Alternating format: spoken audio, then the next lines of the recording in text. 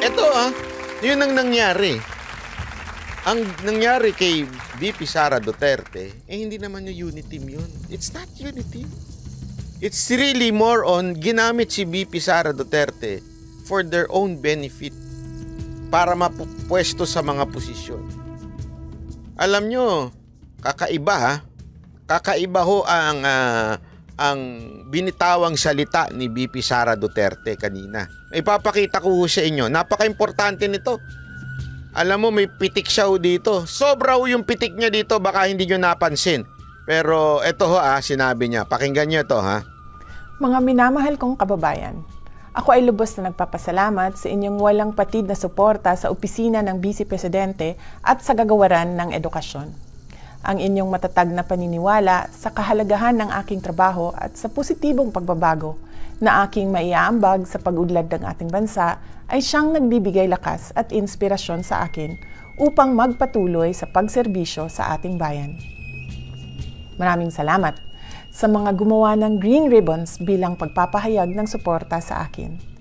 Naiintindihan ko ang inyong pagkadismaya at galit hinggil sa mga issue tulad ng pakikialam sa budget at usapin ng confidential fund. Ang mga hamon sa pamumulitika ay maliit lamang kumpara sa mas matinding pagsubok sa ating ekonomiya bilang epekto ng posibleng paglaki ng tunggalian ng Israel at Hamas at tumatagal na digmaan sa pagitan ng Ukraine at Russia. Hinihikayat ko ang bawat isa sa inyo na tutukan ang paghahanda sa darating na panahon ng taghirap, lalo na sa patuloy na pagtaas ng presyo ng pagkain at iba pang bilihin. Yan ang unang point niya dito. Diba? One, hindi niya dininay na life is harder habang tumatagal. Ang buhay sa Pilipinas ay humihirap. Hindi niya dininay. As a matter of fact, sinabi niya ngang pataas ng pataas ang bilihin. Wherein, before, she was not saying this. Why? Tatamaan ang gobyernong nakaupo ngayon. But this time, may konting kurot na. Diba? May konting kurot na. Huwag na tayo magpolitika, isipin na lang natin na nagugutom na talaga ang mga Pilipino. Hindi niya dininay, So, para niya na sinabing kulang. Tinimbang, ngunit kulang. May oras para sa lahat at hindi ito ang panahon ng paninira at pamumulitika, lalo na malayo pa ang susunod na halalan para sa pagkapangulo. So, isa yon, di ba? Hindi ito panahon ng pamumulitika. Mukhang ganun ang ginawa sa kanya. Pamumulitika. Banat ba mukhang hindi naman, mali naman yung interpretasyon mo. Antay kayo. Ipapakita ko sa inyo na meron siyang pitik dito. Pamumulitika. Alam niyo ang ginawa sa kanya, di ba? Pinulitika siya. Sa totoo lang, pinulitika siya dahil sabi ko nga sa inyo, kung talagang totoong masasabing nagagalit sila kasi hindi may paliwanag ang confidential fund ng kanyang opisina, remember, there is courtesy given to the office of the Vice President. Kaya nga, di ba, tandaan ninyo, yung mga nakaraan, although they do not have confidential fund, pero pagdating ng Office of the Vice President, mabilis lang yan, dinidiscuss yung budget nila. They're giving courtesy to the Office of the Vice President. And because ngayon, alam natin na kinontra niya si Tambaluslos, pinulitika siya. Ipinahiya sa kamera. At ito na nga kitang-kita naman po natin ang nangyayari. Bakit kanyo? Kasi kung talagang honest sila sa pera, hindi naman sila honest sa natatanggap na miscellaneous extraordinary fund na natatanggap ng kamera. Higit na mahalaga ang ating pagkakaisa, pagtutulungan at pagiging handa para tiyakin ang ating mga pamilya ay ligtas at matatag sa darating na mga buwan. Huwag kayong sumama sa anumang uri ng pang-aapi. Sa halip, huwag kayong sumama sa lahat ng uri ng pag-aapi. Naku po, malalim yan. Sino kaya yung kinakausap niya dito? Kinakausap niya kaya taong bayan? O ilang mga membro ng Congress? Pakingge. Sa mga oras ng kagipitan, magmasid at magkilala kung sino ang tunay na mga kaibigan na nasa inyong tabi. Yan na ho yun. Yan na ho yung matinding banat. Ano ho yun? Magmasid. Magmasid tayo at kilalanin kung sino ang mga nasa paligid at sino yung talagang mapapagkatiwalaan. Ulitin natin yung part na yun. Ha? Magmasid kung sino talaga. Sa madaling salita, feeling ko this is not a message sa taong bayan. This message is to the political arena. Magmasid kayo kung sino talaga ang tunay na kaibigan nyo. Tulungan at pagiging handa para tiyakin ang ating mga pamilya ay ligtas at matatag sa darating na mga buwan. Huwag kayong sumama sa anumang uri ng pang-aapi. Huwag kayong sumama sa uri ng pang-aapi. Yan nga, di ba yung sinasabi ni Pangulong Duterte na ipinahiya yung anak niya, inapi yung anak niya. Sa halip, sa mga oras ng kagipitan, magmasid at magkilala kung sino ang tunay na mga kaibigan na nasa inyong tabi. Sa madaling salita, this is a loyalty check sa mga congressman, sa mga politiko, sa mga LGU, officials. Magmasid kayo at alamin nyo talaga kung sino yung tunay na nasa tabi ninyo, kung yan ba'y tapat. Naku po.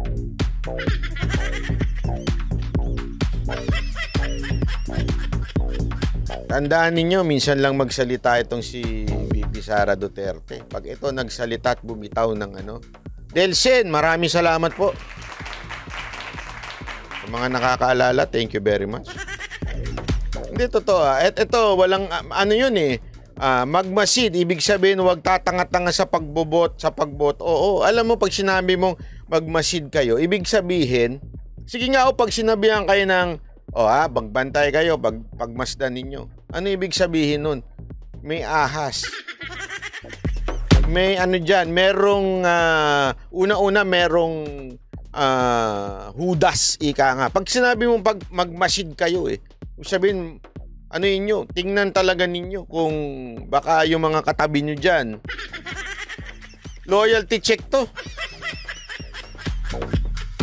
Kaya kayong mga congressman, tandaan ninyo, yung pagiging sip-sip ninyo kay Romualdez. Pag kayo minarkahan, tandaan ninyo ito. Tandaan nyo ito. Iba nagmarka ito si VP Sara Duterte pag kayo namarkahan. Sa tingin ninyo, hindi niya alam kung sino yung mga talagang tapat sa kanya? 6 na taon lang yan. Huwag niyong kakalimutan. Huwag niyong kakalimutan. Baka nga hindi pa umabot ng 6 na taon niya sinisip-sipan niyo, dinidilaan niyo ng puwet Baka puti na puwet niyan. Baka hindi tumagal ng 6 na taon yan. Baka bumaligtad ang niyan. One of these days, bumaligtad ang kasaysayan natin.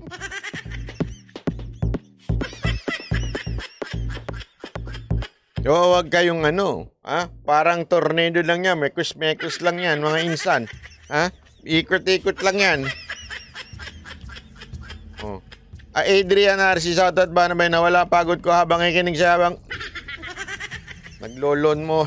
Ang bihira, Hindi totoo, di ba? Isipin nyo na mabuti yan. Sandali lang, ako, I'm telling you now. Ito lang You better watch out. You better not cry. Because I'm telling you now, Inday Sara is coming to town.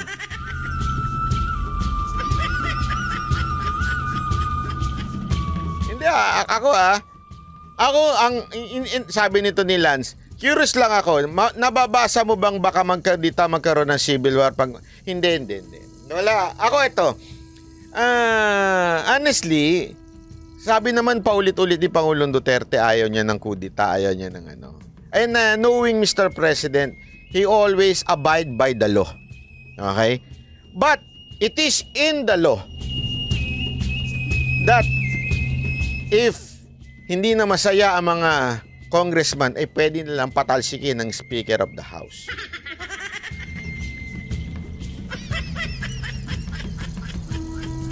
Don't ever forget, 2025, magpapalitan ho ng mga congressman, magpapalitan ho ng senators.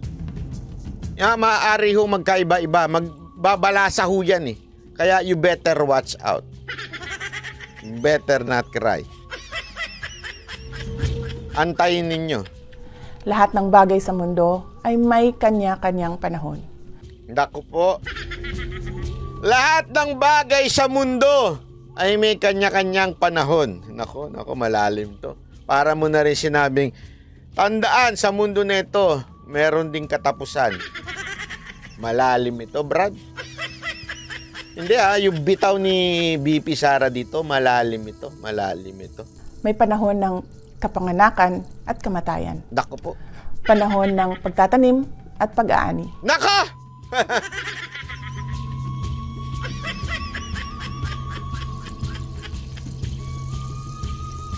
Tandaan niyo yan, may panahon ng pagtatanim at pag-aani. Eto, sigurado ako.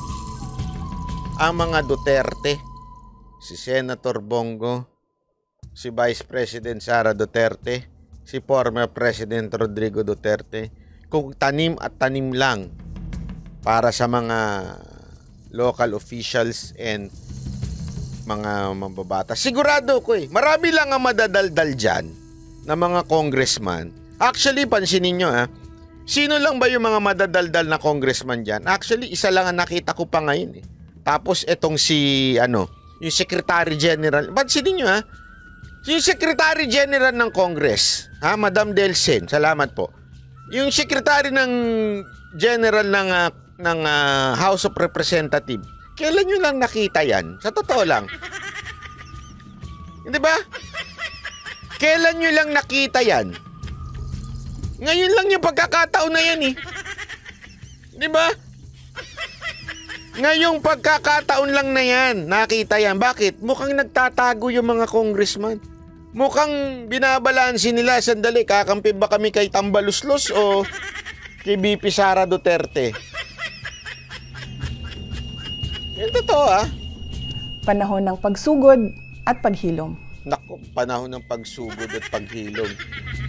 Panahon ng pagwasak at pagtatayo. Naku, panahon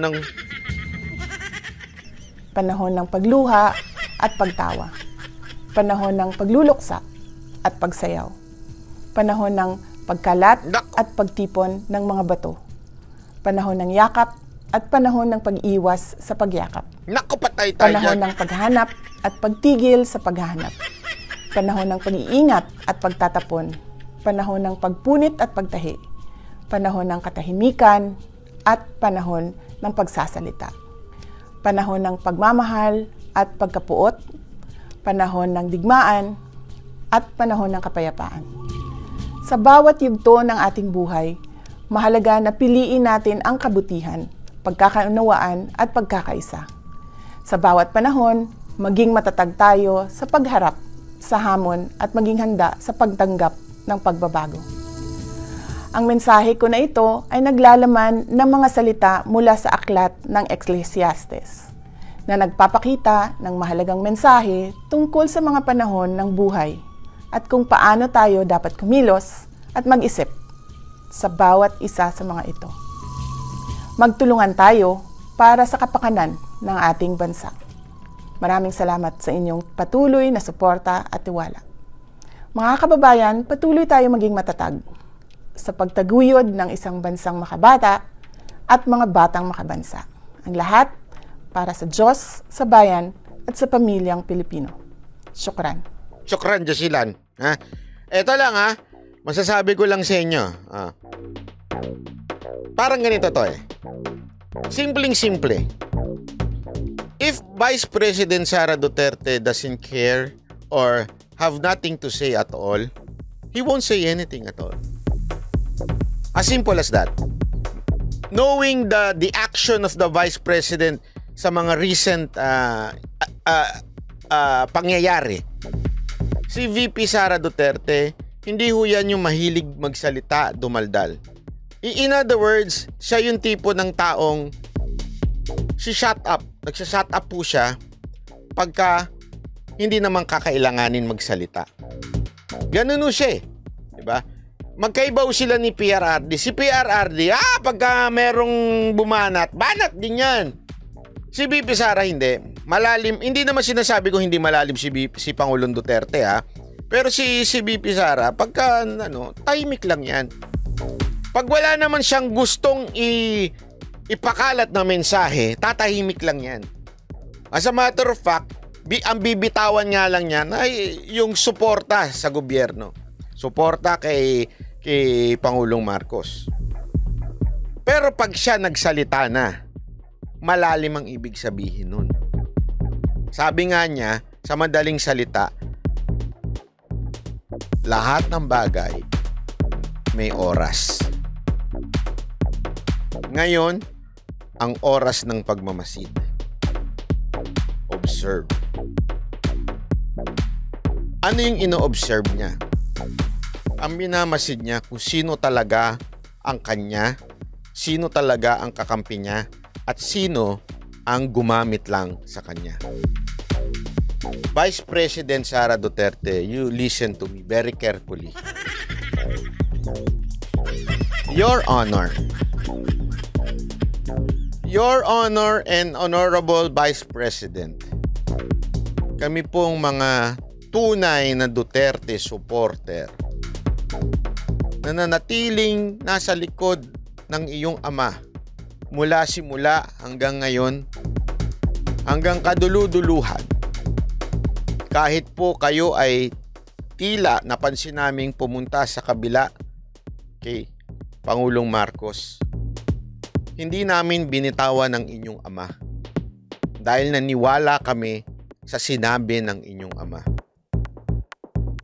And I know from the deepest bottom of your heart, etong sigurado ko, now you know that the people na dumikit sa inyo is actually ginamit lang kayo. Ginamit lang kayo para sila po ay mapunta sa kanilang mga posisyon. At kung sila po ay nasa posisyon na, eventually, inilaglag na kayo. Kami pong mga tunay na Duterte supporter, hindi umalis sa inyong ama. And we would give the same support to you. Para ho, magkaroon talaga ng tunay na patuloy na pagbabago. Ako, honestly, marami nagsabi sa akin, dapat nga magtampo kayo dyan kay VP Sara kasi kung hindi naman sa kanya, di mananalo yun si Hindi, totoo, di ba? Marami sa inyo nagalit pa nga, di ba? Kasalanan naman yan ni VP Sara, kaya nanalo yung na yan Alam mo ako, ayoko sisihin.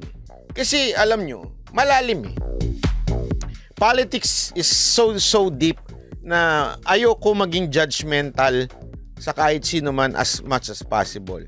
Especially sa anak ni Pangulong Duterte. Kung bakit siya nagdesisyon sumama doon sa kabila. But for me, ito lang. We would stick to this DDS o diehard Duterte supporter kasi we really believe that only your father desired to have true change in our country. There are some people na nakikita namin, like some of us went to ISKCO because we saw something. But definitely, we went to ISKCO not because gusto namin kontrahin ang inyong ama. No.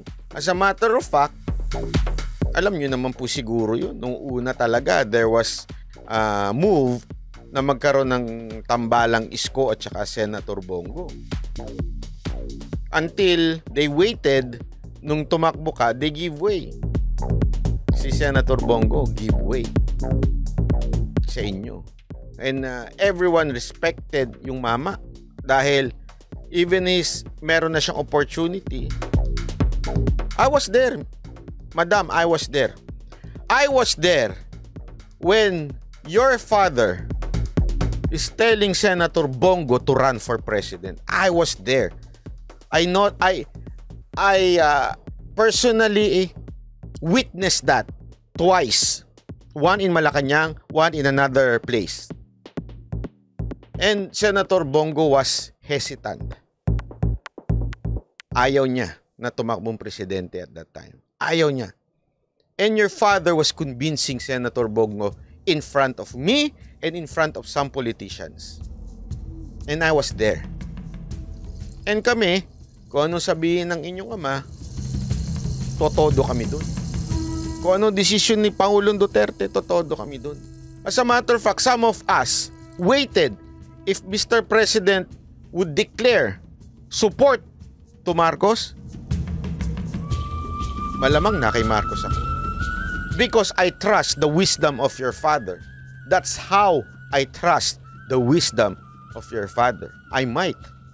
Kaya lang, kaduluduluhan until to the end. You know that your father did not support Marcos. Kasi yung mga tunay na Duterte supporter, sunod talaga kay Pangulong Duterte yan kung saan sinabi niya.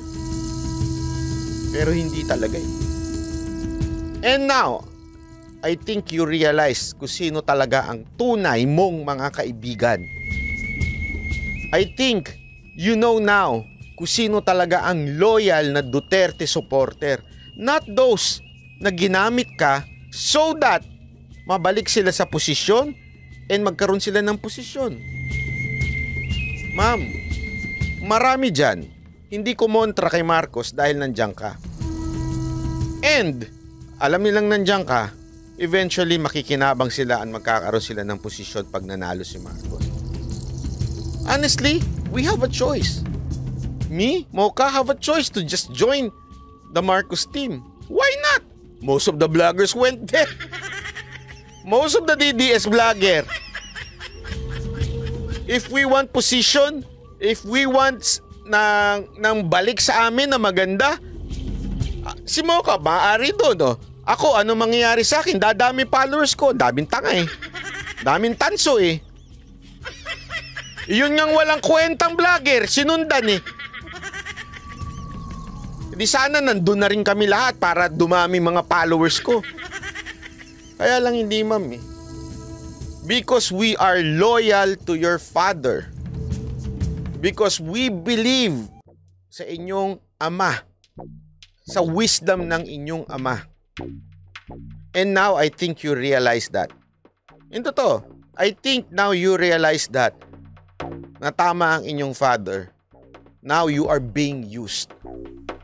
Eto, totoo to ah. Seriously, when I interviewed your father, hindi ko akalain babanatan niya si Pangulong Marcos. As a matter of fact, eto, paulit-ulit ko to sinasabi. The reason why I interview your father is because of pinapakalat ng isang vlogger na basta may katarantado ang pinapakalat. That's the only reason. Pero I saw the frustration of your father na nakita ko talaga sa kanya. In his own eyes, talagang nakita niya na you were being used by this administration. And nakita ko yung lungkot at luha sa inyong ama. At that time, I was interviewing him and yung mga usapan namin off-cam. Siguro, madam, by now, napatunayan nyo na nagginamit kayo ng mga kasamahan nyo dyan. Pasensya na ho, Madam VP Sara Duterte. Hindi ako magmamagaling. Mahal ko ang pamilya ninyo. Mahal ko si Pangulong Duterte dahil talaga namang binigay niya ang buhay niya sa ating bayan. And until kaduluduluhan, we will never, ever, kami aalis hindi ho. Alam nyo, madam, nagsama po kayo ni Mocha sa Israel. Nag-usap po kayo sa Israel. Ito, walang biro ito Naging magkasama po si VP Sara noon at saka si Mocha sa Israel noon nung nagkaroon ng, I think, state visit yun. Kaya kami, nandito lang kami.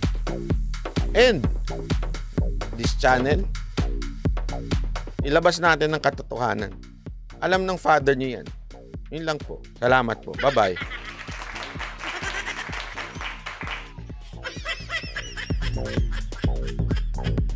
Hindi, ako sa tingin ko, itong binitawan ni Madam Vice President, malalim to.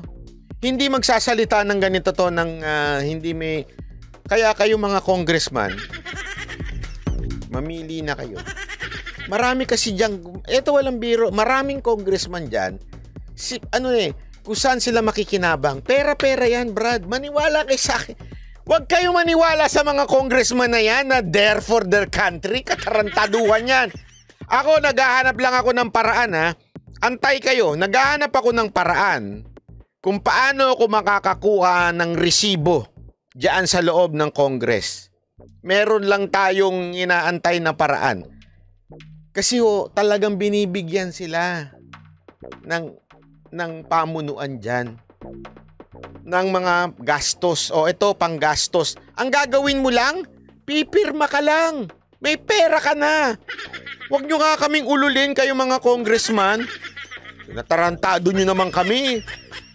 Bawat hiling sa inyo ng presidente na para ipastra kang isang batas, huwag tayong naglokohan. Huwag kayo magpakabayani, mga ulul kayo.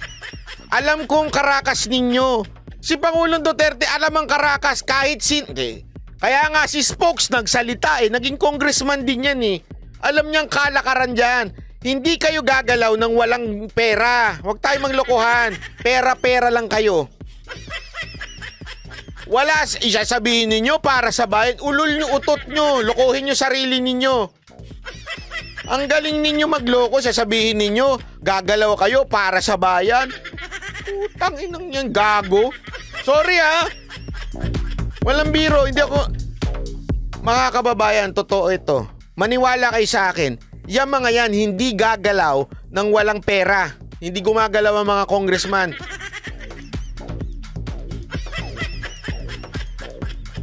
Yun ang totoo.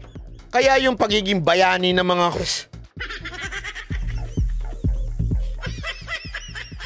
Sorry pero lokohin nyo na lahat, wag kami. Dami kong kaibigang congressman ay naku po, grabe. Sabi ko nga eto walang biro. Yung mga congressman na yan ang mga magnanakaw na nakabarong.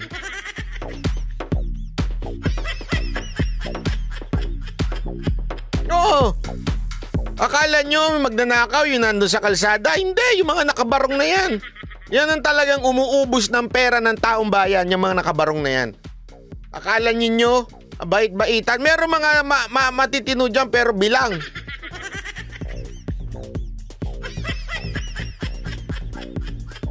Tanungin ko kayo na nga lang kayong mga nandito sa Pilipinas, mga kababayan, nararamdaman ninyo yung congressman nyo? Kailan nyo sila nararamdaman?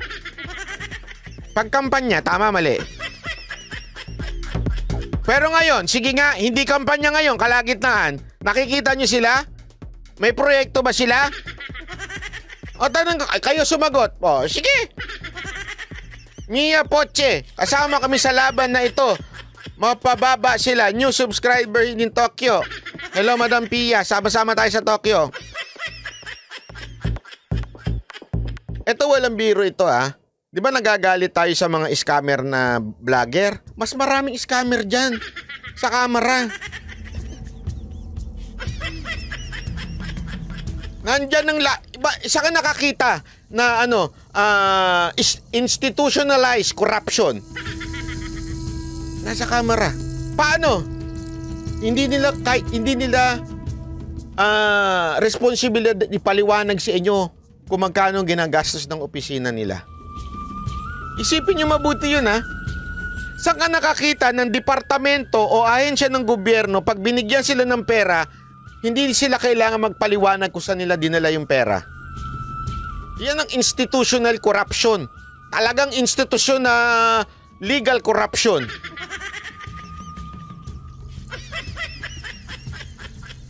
Isipin nyo yun tumatanggap sila Mismong sa bibig ni Secretary General, 5 million kada congressman. Tanungin mo, saan napunta yung 5 million? we are not entitled to explain it to you, Banat Bay. Tanungin ko kayo, tanungin ninyo yung mga congressman na nakaupo ngayon dyan. Congressman, sabi ni Secretary General, may 5 million ka daw. Saan mo ginastos yun? Sige, tanong ko kayo. Saan nyo ginastos yung miscellaneous lang yan, ha? Miscellaneous. Taon-taon yan. Parang ganito yan. Ano yung 5 million? Pabaon lang. Ito anak ko, baon mo, 5 million. Sabi nito, can you just speak in Tagalog instead na English ka na English? Medyo mali. My pronunciation is correct, Your Honor. Do not mislead me, or else you're out of this world. Burdensome. Yung mga nangingialam dyan sa pag-i-English ko, get out of this town right away. This is my channel. I have my own language speaking in here. Masyado kayo, ha? Hindi, totoo. Walang biro, ha? Kayong mga fake news daw yan, sila nga. Yung Sekjen niya nga nagsabi ng 5 million, eh. Hindi. Di ba pinlay ko kahapon? Hindi ako nagsabi nun. Yung kanilang Secretary General. 1.6 billion. Di-divide mo ngayon. Parang lasing pa, di ba? Di-divide mo ngayon ito sa mga congressman. So may 5 million sila each. How come? Sabi niya, kung siya nga mismo mali grammar, can you just speaking? Congressman ka ba? Sino yung nagsabing wag ako mag-English? Congressman ka ba? Asa na yon? Asa na yun? Hanapin natin. Sabi ni Marilu, can you just speaking in Tagalog instead na English ka na English? Can you just speaking in Tagalog? Di ba ang tama dun, can you just speak in Tagalog? How come? Parang congressman lang ang dating, no? Yung pinuna yung confidential fund ni BP Sara Duterte, sila naman pala may matinding confidential fund. Diba? Parang ganun, eh. Banat ba, you're not good in speaking in English? Pero mali naman yung English niya. How dare you?